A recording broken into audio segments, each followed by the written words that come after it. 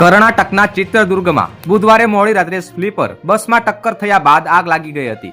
આ અકસ્માતમાં બસમાં સવાર 10 થી વધુ લોકો જીવતા ભૂંજાયા છે. જોકે કેટલાક મીડિયા રિપોર્ટ્સમાં આ આંકડો 12 અને 17 પણ બતાવવામાં આવી રહ્યો છે. આ અકસ્માત NH48 પર હિરિયુર તાલુકા પાસે થયો હતો. બસ બેંગલુરુથી ગોરણક જઈ રહી હતી. રિપોર્ટ અનુસાર બસમાં 30 થી વધુ મુસાફરો સવાર હતા. પીએમ મોદીએ આ અકસ્માત પર દુઃખ વ્યક્ત કર્યું છે. આ સાથે જ મૃતકોના પરિવારજનોને 2 લાખ રૂપિયા અને ઘાયલોને 50,000 રૂપિયા આપવાની જાહેરાત કરી છે.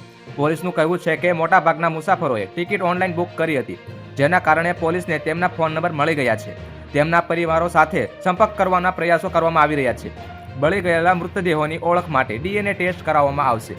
પ્રત્યક્ષદર્શીઓએ જણાવ્યું હતું કે રાત્રે 2:30 વાગે એક પૂરપાટ ઝડપે આવતી ટ્રકે ડિવાઈડર તોડીને બીજી બાજુ જઈ રહેલી ખાનગી કંપની સિરબર્ડ ટ્રાન્સપોર્ટની બસને ટક્કર મારી હતી. બસમાં તરત જ આગ લાગી ગઈ હતી. એ સમયે મુસાફરો સૂઈ રહ્યા હતા, જેના કારણે તેમને બચવાની કોઈ તક મળી શકી નહોતી.